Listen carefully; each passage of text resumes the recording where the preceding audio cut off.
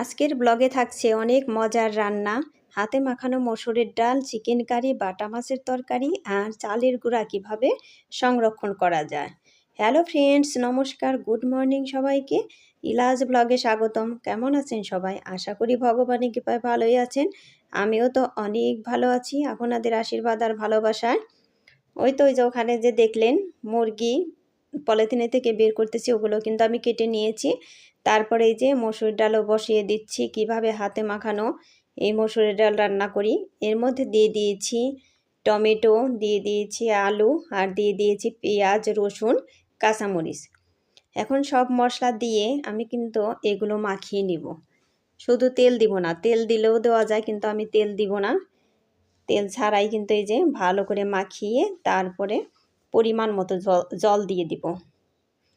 আর এই ডালটা কিন্তু শুকনা একটু ঘন ঘন ডাল হবে, পাতলা ডাল হলে কিন্তু খেতে একদমই ভালো লাগবে না। সেই জন্য জল কিন্তু আমি একদমই পরিমাণ মতো আর কম করে দিয়ে দিলাম। এই তো আমার ডালে কিন্তু বলক এসে গেছে। এখন আমি একদম লো ফ্লেমে দিয়ে ঢাকনা দিয়ে ঢেকে দিব। এই ডালটা খেতে এতটাই টেস্ট, যারা একবার খেয়েছেন তারা বুঝতে পারবেন, আর যারা খান নাই তারা কিন্তু বুঝতে পারবেন না যে কতটা টেস্ট। আর এই ডালটা কিন্তু একদমই হেলদি একটা ডাল। খেয়ে দেখবেন যে কতটাই মজা লাগে। আমাদের তো একদমই মজা লাগে। আপনাদের দাদার তো একবার খেয়ে বলছে আরও আমাকে দাও দাও এইগুলো। আমার তো একদমই মজা লেগেছে। এই তো এখন এই যে সোমবার দিয়ে নিব, এই যে কালো জিরে সোমবার দিয়ে দিলাম। এখন এই যে আবার কিন্তু পেঁয়াজ রসুন দিব। পেঁয়াজ রসুন একটু ভেজে নিব। এই তো পেঁয়াজ রসুন দিয়ে দিচ্ছি, কারণ ডালের মধ্যে একটু কাঁচা না দিলে কিন্তু ডালের সেন্টটা ভালো আসে না, সেই জন্য একটু কাঁচা পেঁয়াজ রসুনও দিতে হয়। এই তো যে পেঁয়াজ রসুন একটু বাদামি বর্ণের হলে পরেই কিন্তু আমি সোমবারটা দিয়ে নিব।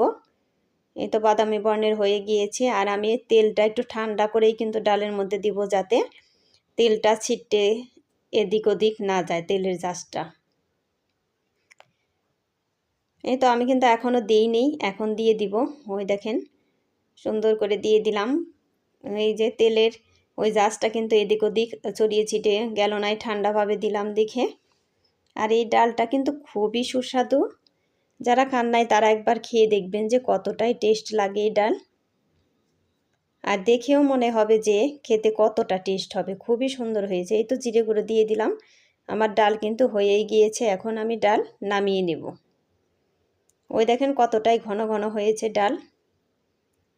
এই তো ডাল আমার হয়ে গিয়েছে। এখন এই যে চিকেন রান্না করব। চিকেন, তার জন্য প্রথমে কিন্তু আমি আলুগুলো ভেজে নিব। আর বন্ধুরা, একটা লাইক দিয়ে আমার ভিডিওটি কন্টিনিউ করবেন। আপনাদের একটা লাইক আমার ভিডিওটিকে এগিয়ে যেতে সাহায্য করবে। আর ভিডিওটি স্কিপ না করে পুরোটাই দেখবেন। আশা করি ভগবানের কৃপায় অনেক ভালোই লাগবে। আর আমার চ্যানেলে নতুন হয়ে থাকলে একটা সাবস্ক্রাইব করে পাশে থাকা বেল আইকনে ক্লিক করে দিবেন, তাই নোটিফিকেশন চলে যাবে সবার আগে আপনার কাছে। এই তো আলুর মধ্যে কিন্তু একটু হলুদ দিয়ে দিলাম। হলুদ দিয়ে ভেজে নিচ্ছি। হলুদ দিয়ে ভেজে নিলে কিন্তু আলুর কালারটা খুবই সুন্দর হয়, আর ভাজাটাও তাড়াতাড়ি হয়, খুব ভালো ভাজা হয় হলুদ দিয়ে ভাজলে পরে। আমার কিন্তু আলু হলুদ ছাড়া ভাজলে ওই আলুটা দেখতে আমার একদমই ভালো লাগে না, সেই জন্য একটু হলুদ দিয়ে দিই আমি। এক পিস কিন্তু উল্টিয়ে উল্টিয়ে দিচ্ছি, কারণ বড় বড় পিস যেহেতু, সেই জন্য কিন্তু উল্টিয়ে উল্টিয়ে ভেজে নিচ্ছি আমি আলুগুলো। এই তো আমার আলুগুলো কিন্তু ভাজা হয়ে গিয়েছে, এখন উঠিয়ে নিচ্ছি। এই তো রান্না করতে করতে আমি কয়েকটা কমেন্ট পড়ে নিই।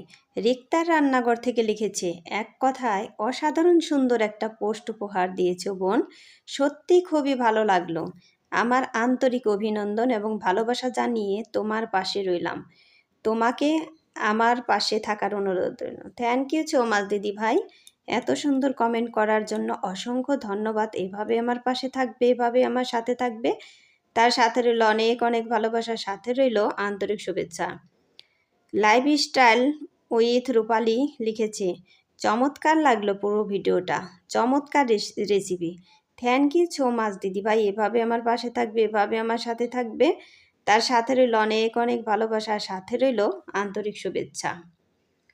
চন্দনা দিদিভাই লিখেছে, বেগুনের বড়াগুলো খুব সুন্দর হয়েছে, সব মিলে ভিডিওটা খুব সুন্দর। থ্যাংক ইউ সো মাচ দিদি ভাই, এভাবে আমার পাশে থাকবে, এভাবে আমার সাথে থাকবে, তার সাথে রইল অনেক অনেক ভালোবাসা, সাথে রইল আন্তরিক শুভেচ্ছা। এই তো আমার আলুগুলো উঠিয়ে কিন্তু তারপরে যে জিরে সোমবার গরম মশলা দিয়ে ওই যে পেঁয়াজগুলো দিয়ে দিয়েছি। এখন এগুলো একটু লবণও দিয়ে ভালো করে ভেজে নেব পেঁয়াজগুলো। সঞ্জিতা বিশ্বাস লিখেছে, খুব সুন্দর হয়েছে, বেগুন ভাজা চাকি বাজা। থ্যাংক ইউ সো মাচ দিদি ভাই, এভাবে আমার পাশে থাকবে, এভাবে আমার সাথে থাকবে।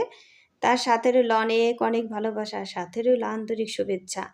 লিপি রায় লিখেছে, দেখে নিলাম দিদিভাই ব্রেকফাস্টে কি খাবার হয়েছে, গাছগুলো কিন্তু খুব সুন্দর হয়েছে। থ্যাংক ইউ সো মাচ দিদি ভাই, এভাবে আমার পাশে থাকবে, এভাবে আমার সাথে থাকবে। তার সাথে রইল অনেক অনেক ভালোবাসার, সাথে রইল আন্তরিক শুভেচ্ছা। এই তো তারপরে কিন্তু এই যে কেটে রাখা টমেটো দিয়ে দিলাম, কারণ চিকেনে একটু টমেটো না হলে কিন্তু খেতে ভালো লাগে না। তারপরে ওই যে বেটে রাখা আদা রসুন পেঁয়াজ এগুলোও কিন্তু দিয়ে দিলাম। এখন ভালো করে এগুলো একটু ভেজে তারপরে মশলাগুলো দিয়ে দিব আমি। মশলাগুলো দিয়ে তারপরে কিন্তু কষিয়ে নিব। ওই যে গরম মশলা কিন্তু আগে দিয়েছিলাম না, এখন দিয়ে দিলাম। মনসুর লিখেছে, খুব সুন্দর লাগলো তোমার ভিডিও, রেসিপিগুলো দারুণ ছিল। থ্যাংক ইউ সো মাচ দিদি ভাই, এভাবে আমার পাশে থাকবে, এভাবে আমার সাথে থাকবে। তার সাথে রইল অনেক অনেক ভালোবাসা, আর সাথে রইল আন্তরিক শুভেচ্ছা। এই তো মশলাগুলো সব দিয়ে দিচ্ছি। এখন ভালো করে কিন্তু মশলাগুলো আগে কষিয়ে নিব, তারপর মাংসগুলো দিয়ে দিব। তারপরে একটু জলও দিয়ে দিব যাতে মশলাগুলো পুড়ে না যায়। মুগ্ধতা দিদিভাই লিখেছে, খুব ভালো লাগলো দিদিভাই, রেসিপিগুলো দারুণ হয়েছে। থ্যাংক ইউ সো মাচ দিদিভাই, এভাবে আমার পাশে থাকবে, এভাবে আমার সাথে থাকবে। তার সাথে রইল অনেক অনেক ভালোবাসা, সাথে রইল আন্তরিক শুভেচ্ছা। হ্যাপি লাইফ টুম্পা এই দিদিভাই লিখেছে, লাইক দিয়ে সম্পূর্ণ ভিডিও দেখলাম দিদিভাই, ফুল আমি খুব ভালোবাসি। থ্যাংক ইউ সো মাচ দিদিভাই, এভাবেই আমার পাশে থেকে, এভাবে আমার সাথে থেকেও। তার সাথে রইল অনেক অনেক ভালোবাসার, সাথে রইল আন্তরিক শুভেচ্ছা। এই তো মাংসগুলো কিন্তু আমি দিয়ে দিলাম। এখন ভালো করে নাড়াচাড়া করে মশলাগুলো মিশিয়ে নিচ্ছি, আর এই সামান্য একটু জলও দিয়ে দিলাম। তারপরে কিন্তু আমি ঢাকনা দিয়ে ঢেকে অনেকক্ষণ কষিয়ে নেব সুন্দর করে। এইভাবে রান্না করলে কিন্তু চিকেন দারুণ টেস্টি হয়। এই তো ঢাকনা দিয়ে ঢেকে দিলাম, এখন মাংসটা ভালো করে কষানো হচ্ছে। ডলি লিখেছে, দিদি ভাই নিরামিষ রান্নাটা খুব সুন্দর হয়েছে, মাশাল্লাহ, পুরো ভিডিও দেখে নিলাম, খুব ভালো লাগলো। থ্যাংক ইউ সো মাচ দিদি ভাই, এভাবে আমার পাশে থাকবে, এভাবে আমার সাথে থাকবে। তার সাথে রইল অনেক অনেক ভালোবাসার, সাথে রইল আন্তরিক শুভেচ্ছা। এই তো আবারও কিন্তু ঢাকনা দিয়ে ঢেকে দিয়েছিলাম। এখন এই যে হয়ে গিয়েছে কষানো, তারপর পরিমাণ মতো ঝোল দিয়ে দিলাম। আর আমি চিকেনে কিন্তু বেশি ঝোল রাখবো না, একটু কম কমই ঝোল রাখবো, সেই জন্য কিন্তু কম কম ঝোলে দিয়ে দিলাম। এখন আমি হাই ফ্লেমে জাল দিয়ে নিব, আবারও কিন্তু ঢাকনা দিয়ে ঢেকে দিব। লক্ষ্মী লক্ষ্মী পিটু লিখেছে, খুব সুন্দর হয়েছে দিদি ভাই। থ্যাংক ইউ সো মাচ দিদি ভাই, এভাবে আমার পাশে থাকবে, এভাবে আমার সাথে থাকবে। তার সাথে রইল অনেক অনেক ভালোবাসার, সাথে রইল আন্তরিক শুভেচ্ছা। এই তো এই যে মাংসের যে কলিজা ছিল ওটা কিন্তু আমি আগে দিয়েছিলাম না, পরে দিয়ে দিলাম যাতে গলে না যায়। আর এই যে 2 চামচ কিন্তু চিনিও দিয়ে দিলাম, কারণ চিকেন আমার একটু মিষ্টি মিষ্টি না হলে কিন্তু একদমই ভালো লাগে না তরকারি খেতে, সেই জন্য আমি কিন্তু একটু চিনিও দিয়ে দিই। এই তো এখন হাই ফ্লেমে জাল দিয়ে নিচ্ছি। তরকারি কালার এখন কিন্তু তেমন ভালো লাগছে না, কিন্তু কালারটা খুবই সুন্দর হয়েছে। আমার তরকারি কিন্তু প্রায় হয়েই গিয়েছে, আবারও একটু ঢাকনা দিয়ে ঢেকে দিলাম নাড়াচাড়া করে। তারপরে এই যে এদিকে কিন্তু ভাতও বসিয়ে দিলাম। ওই যে প্রথমে কিন্তু আমার চুলাটা জ্বালাইতেই পারছিলাম না, অনেকবার চেষ্টা করার পর তারপরে জ্বালাইতে পারছি। গ্যাসের চুলা মাঝে মধ্যে কিন্তু এরকমই হয়, তাই না? এই তো একটু গরম মশলা গুঁড়ো দিয়ে দিলাম, তারপরে কিন্তু আমি একটু জিরে গুঁড়ো দিয়ে দিব। এই তো আমাদের বাড়ি ভাঙানো জিরে গুঁড়ো, আমরা কিন্তু গুঁড়ো সব গুঁড়োই বাড়ি ভাঙিয়ে তারপরে খাই, কোনো গুঁড়োই কিন্তু কিনা না, সব গুঁড়োই বাড়িতে ভেজে তারপরে মেশিন থেকে ভাঙানো হয়, কিন্তু গুঁড়াগুলো এতটাই সেন্ট। এই তো তারপর এখন বাটা মাছের তরকারিটা রান্না করব। আর তরকারি রেসিপিগুলো কিন্তু সব কিছুই খুবই ভালো হয়েছে, একদমই দুর্দান্ত হয়েছে সবগুলোই। আপনারা বলবেন যে নিজে রান্না করছে তাই, আসলে কিন্তু তা না। রান্না আমার একটু ভালো না হলে কিন্তু আমার নিজের কাছে খেতে একদমই ভালো লাগে না।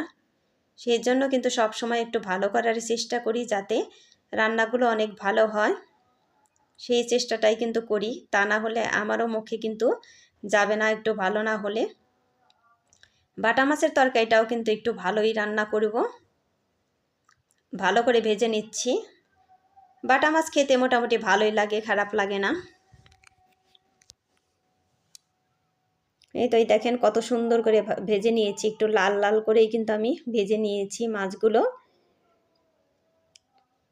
আর বন্ধুরা, আমার ভিউজ এতটাই কম আসছে, ভিউজ এত কম আসলে তো ওয়াচ টাইমটাও একদমই কমই আসবে। এই তো জিরে সোমবার দিয়ে দিলাম। আর আজকে বাটা মাছের তরকারি একটু অন্যভাবে রান্না করব। আজকে হলো শাক দিয়ে রান্না করব না, আজকে আলু আর হলো বেগুন দিয়ে রান্না করব। আর আপনারা তো দেখলেনই যে আজকে অনেক মজার রান্না হচ্ছে। হাতে মাখানো মসুরের ডাল, তারপরে চিকেন কারি, বাটা মাছের তরকারি, তারপর অবশেষে দেখাবো হলো চালের গুঁড়া কীভাবে সংরক্ষণ করে রাখা যায় সেইটা। তার সংরক্ষণ করে রাখাটা দেখতে হলে সবার কিন্তু পুরো ভিডিওটাই দেখতে হবে। আর বন্ধুরা, এতক্ষণ যারা আমার সাথে আছেন তাদেরকে অসংখ্য অসংখ্য ধন্যবাদ। এই তো আলু বেগুন এগুলো কিন্তু আমি ভালো করেই ভেজে নিব।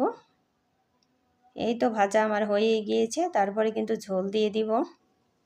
এই তরকারিটা রান্নাও কিন্তু দারুণ টেস্টি হয়েছে। সব কিছু কিন্তু আমি বেশি বেশি রান্না করতেছি, কারণ আপনাদের দাদার জন্য কিন্তু ফ্রিজে ভরে রেখে দিচ্ছি এক বাটি করে। এই তো আজকে কিন্তু 3 বাটি রাখা যাবে। চিকেন হবে 2 বাটি, আর এই যে এগুলো এখান থেকে হবে 1 বাটি, আর ডাল 1 বাটি। এভাবে কিন্তু রেখে দিচ্ছি, প্রতিদিনই কিন্তু 3 পদের রান্নাই করছি আমি। আর এই যে দেখেন চালের গুঁড়া কীভাবে সংরক্ষণ করা হয়। চালের গুঁড়া কিন্তু আমি 3-4 দিন রোদে দিয়ে দিলাম। এমন শুকাইছে, একটুও মানে করলে পরে কিন্তু উড়ে যাচ্ছে, বাতাস নেই তারপরেও কিন্তু উড়ে যাচ্ছে। ওই দেখেন একদমই হালকা হয়ে গিয়েছে। এখন আমি এগুলো কিন্তু ছেঁকে নিব ভালো করে। ওই যে ময়লা টয়লা আছে ওগুলো তাই সব উপরে থাকবে এই ছাঁকনিতে। এভাবে চালের গুঁড়া সংরক্ষণ করলে কিন্তু অনেক দিন রাখা যায়, এগুলো আর নষ্ট হবে না। একদমই শুকনা হয়ে গিয়েছে, এর মধ্যে কিন্তু রসকস কিছুই নেই। আপনারাই যে মাঝে মধ্যে যে বড়া টড়া খান, এখান থেকে এভাবে সংরক্ষণ করে রাখলে কিন্তু এভাবে বড়া খেতে পারবেন। আর চালের গুঁড়ার বড়া তো খুবই ভালো হয়, সাথে যদি একটু বেসন থাকে তাহলে তো কথাই নেই। আর বন্ধুরা, সবাই ভালো থাকবেন, সুস্থ থাকবেন এই কামনা করে ভিডিওটি শেষ করব। আর সবাই আমাকে এত এত কমেন্ট করেন, এত সুন্দর সুন্দর কমেন্ট করেন। এই কমেন্টগুলো আমার পড়তে এবং কমেন্টের রিপ্লাই দিতে খুবই ভালো লাগে। সেই জন্যই কিন্তু আপনাদের মাঝে আমি পড়ে শোনাই কমেন্টগুলো, আমার খুবই ভালো লাগে। এই যে তারপরে কিন্তু এই বয়ামে আমি ভরে রেখে দিচ্ছি। চালের গুঁড়াগুলো একদমই সুন্দর শুকিয়ে গিয়েছে।